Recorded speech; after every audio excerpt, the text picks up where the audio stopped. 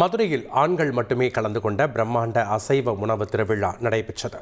மதுரை மாவட்டம் திருமங்கலம் அருகே உள்ள அனுப்பப்பட்டி கிராமத்தின் காவல் தெய்வமாக கருதப்படும் கரும்பாறை முத்தையா சுவாமி கோவிலில் ஆண்கள் மட்டுமே பங்கேற்கும் அசைவ உணவு திருவிழா இன்று வெகு விமரிசையாக நடைபெற்றது. பாரம்பரிய முறைப்படி ஆண்கள் மட்டுமே பங்கேற்று கோயிலில் வழிபாடு நடத்தினர்.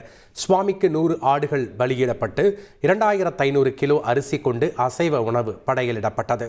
5000க்கும் மேற்பட்ட ஆண்கள் இந்த விழாவில் கலந்து கொண்ட நிலையில் நீண்ட வரிசையில் அமர வைக்கப்பட்டு அனைவருக்கும் உணவு பரிமாறப்பட்டது.